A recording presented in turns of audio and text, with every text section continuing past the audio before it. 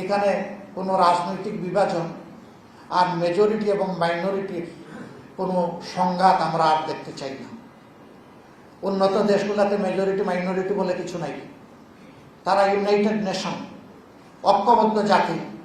আমাদের মধ্যে পরিকল্পিতভাবে এটি সৃষ্টি করা হয়েছে যাতে জাতিকে মুখোমুখি করে রাখা যায়। আমরা এটা মানি না, এটা মানতে চাই না।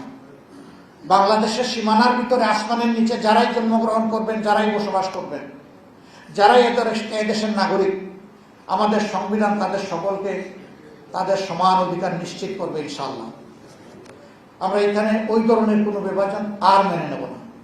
এর ভিত্তিতে আমরা আর কোনো সংঘর্ষে জড়ানোর এই নাটক কাউকে করতে দেব না। আমরা সবাই সতর্ক থাকব। আমরা সবাই মিলেমিশে প্রিয় দেশকে আমরা গড়ব ইনশাআল্লাহ। আল্লাহ তাআলা আমাদেরকে তৌফিক দান করুন।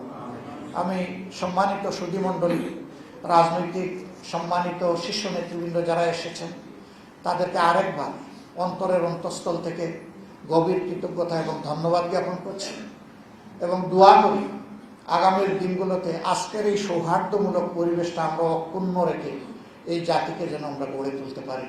আল্লাহ আমাদের সহায় হোক। আসসালামু আলাইকুম ওয়া রাহমাতুল্লাহি ওয়া বারাকাতুহু।